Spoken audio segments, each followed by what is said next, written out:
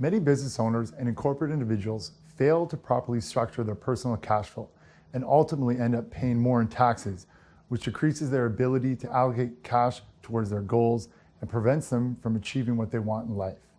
My name is David Lonkar from Ocean 6 Wealth Advisory, and I'm here today to explain how to properly structure your cash flow and get a clear picture of where your money is going. The first step in structuring a proper cash flow plan is to do a full inventory of your spending.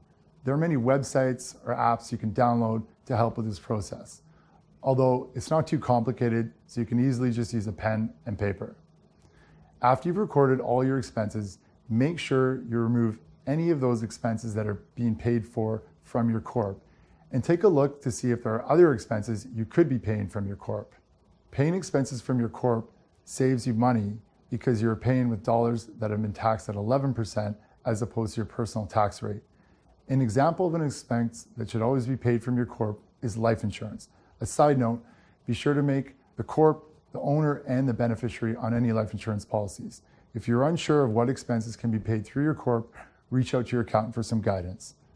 After eliminating the corporate expenses from your cash flow plan, separate your committed expenses from your spendable expenses. Examples of committed expenses include your mortgage or rent, gas, heating, hydro, internet, cable, etc.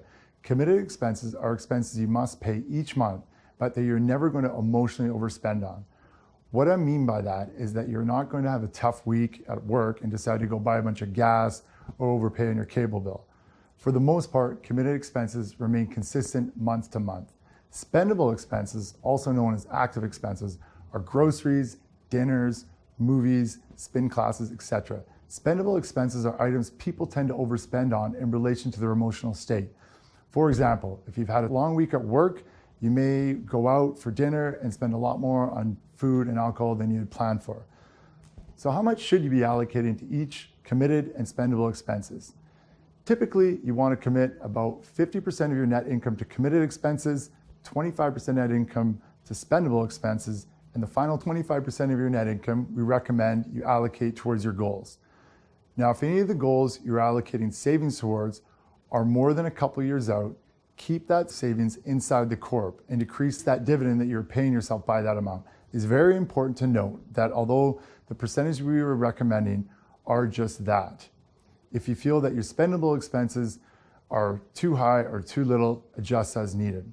The goal of structuring your cash flow, as I've laid out, is to become cognizant of where your money is going and to ensure that you're getting what you want out of your money. It is to ensure that your cash is being spent on your goals, the things you love, and helping you build the life you want.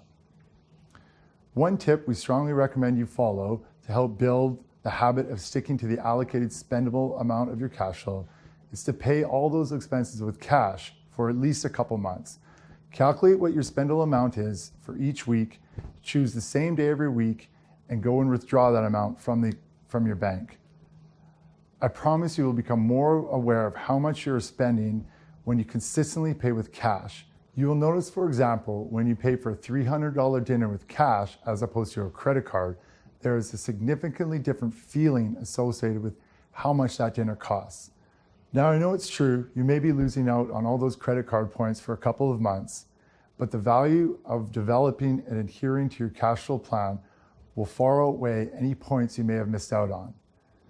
Once it has become a habit, people manage to go back to using credit cards, but others tend to stick to cash. If you find yourself falling off, go back to spending cash for a couple of months to get yourself back on track.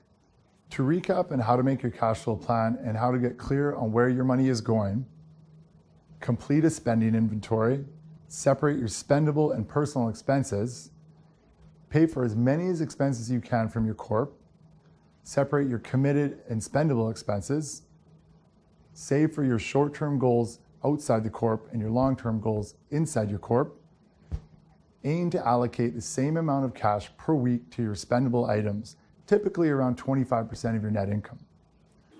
Try using cash for 60 days to develop the habit of adhering to the same weekly spend. If you would like to learn more about how to build an effective cash flow plan and get clear on where your money is going, please click on the link below and book a call with myself or any one of the advisors here at Ocean 6. Thank you.